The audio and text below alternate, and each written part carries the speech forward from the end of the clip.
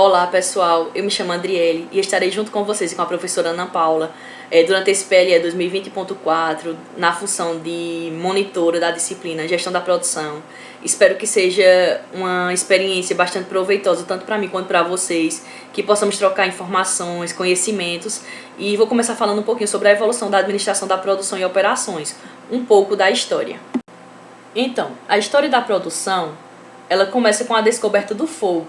Foi por meio dele que os nossos ancestrais eles conseguiram transformar o ferro, a matéria-prima, em objetos como machado, espada, lanças, facões e entre outros.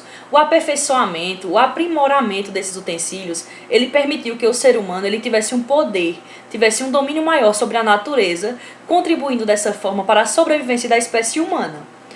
Logo na sequência vieram as primeiras atividades de produção extrativistas e as plantações, criações de animais,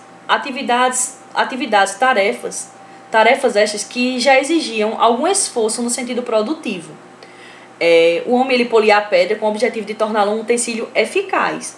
O avanço das civilizações, desde os primórdios, ele possibilitou a realização de grandes construções, ou seja, de grandes empreendimentos, como as pirâmides do Egito, as pontes, estradas, grandes embarcações. Projetos estes que certamente exigiam muito esforço, exigiam muita dedicação de administração e de gerenciamento da produção. Nessa época ainda não existia o comércio e os utensílios produzidos eles serviam apenas para o proprietário, era de uso exclusivo dos proprietários, ou seja, não existia a troca de ferramentas.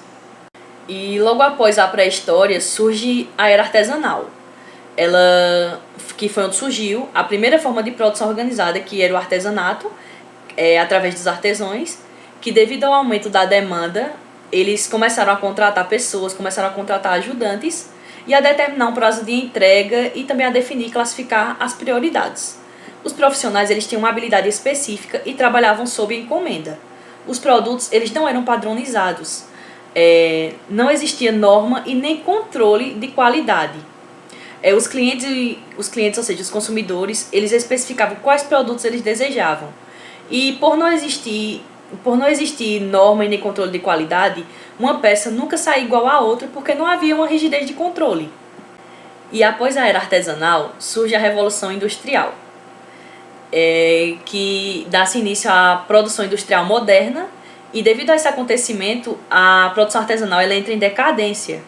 Com a descoberta da máquina, começa-se a substituição das pessoas, ou seja, a força humana começa a ser substituída pelas máquinas, surgindo assim as primeiras fábricas. Também podemos destacar a administração científica de Frederick Taylor, que ele é conhecido como pai da administração científica, como já vimos em Teoria Geral da Administração em TGA, se eu não me engano, no segundo período, né? A famosa TGA, onde Taylor ele tomou como base a operacionalização, ou seja, ele pensava de baixo para cima, ele pensava do chão de fábrica para as camadas superiores. Ele prezava também pela sistematização do conceito de produtividade. Isto é o quê? Isto é a procura incessante por melhores métodos de trabalho e processos de produção. E ele tem o objetivo de quê? Com o objetivo de se obter a melhoria da produtividade com o menor custo possível. Então podemos ver que a administração da produção ela está fundamentada na administração científica, visto que ela também preza pela especialização, pela divisão do trabalho, por linhas de montagem e estudo de tempos e movimentos. Também podemos destacar a produção em massa de Ford, onde ele cria a produção em série, revolucionando os métodos e os processos produtivos daquela época, e onde surge o conceito de produção em massa, que ela é caracterizada por grandes volumes e produtos padronizados. E após o modelo fordista, surge o modelo Toyota, também conhecido como produção enxuta, um modelo bastante utilizado ainda nos dias atuais. E surgiu a partir de meados da década de 60, através do surgimento de novas técnicas produtivas que vieram a caracterizar a denominada produção enxuta.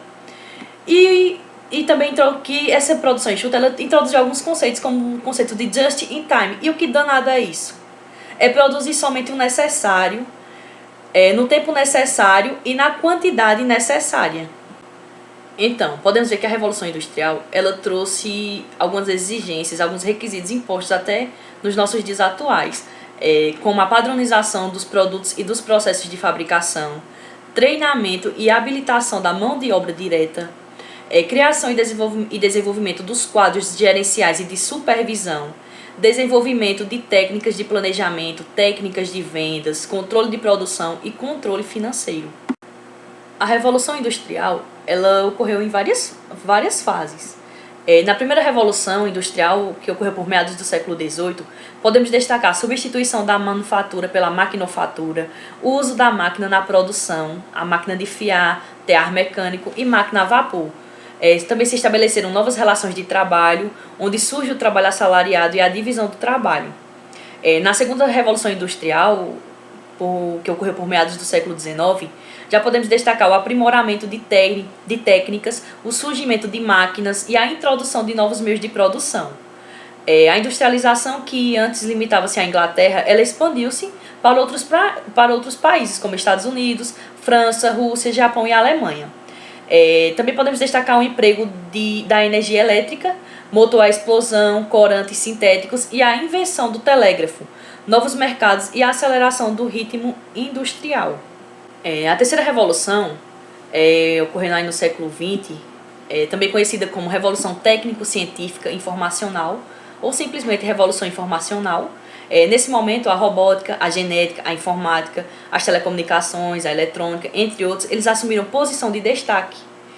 Os estudos desenvolvidos nessas áreas, eles acabaram modificando todo o sistema produtivo, visto que o objetivo era produzir mais em menos tempo, empregando tecnologias avançadas e qualificando a mão de obra que assumiu a liderança em todas as etapas de produção, de comercialização e gestão das empresas envolvidas na fabricação e no comércio dos bens produzidos.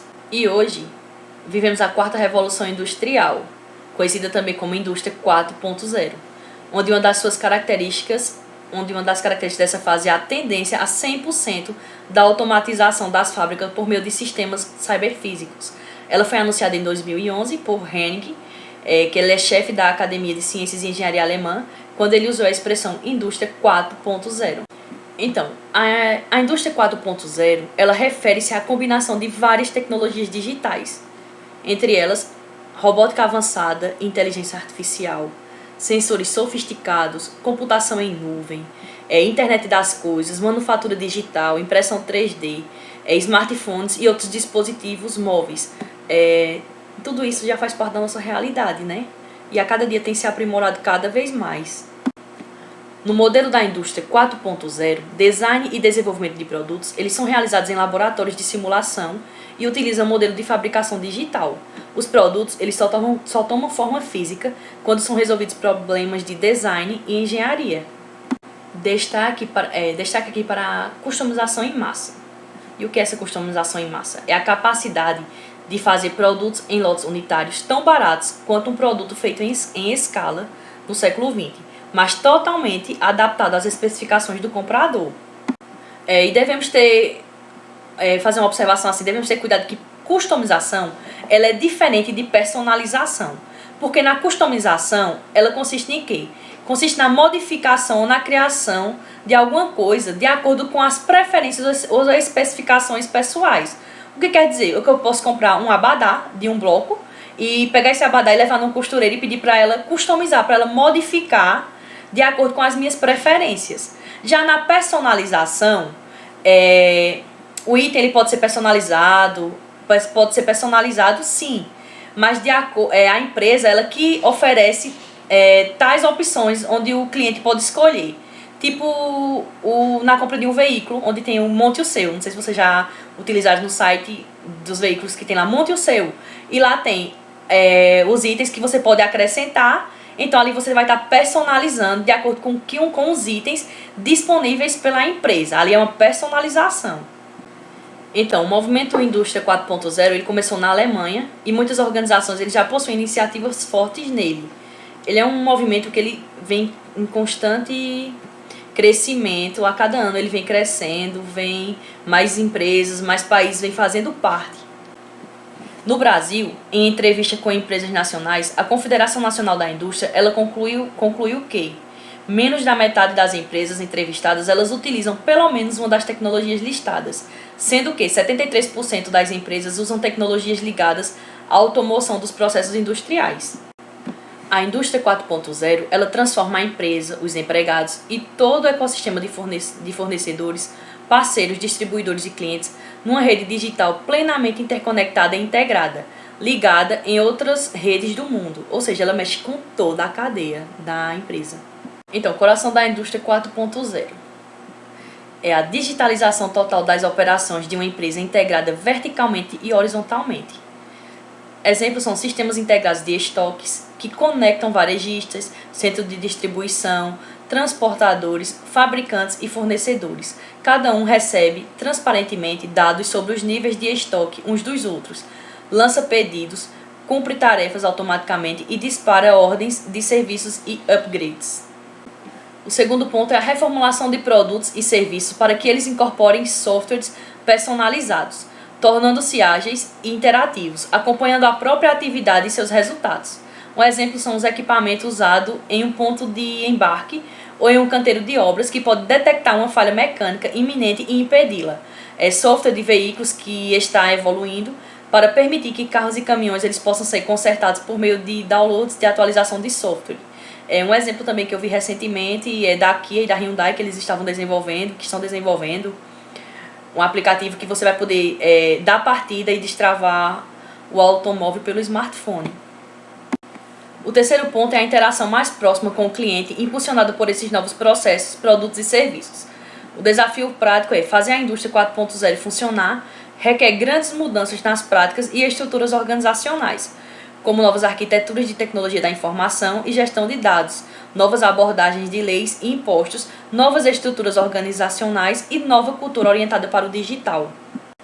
E aqui estão alguns textos complementares para vocês depois, se quiserem, dar uma lida depois, sintam-se à vontade. Algumas das fontes de pesquisa utilizadas e por hoje é só. Obrigada e até a próxima.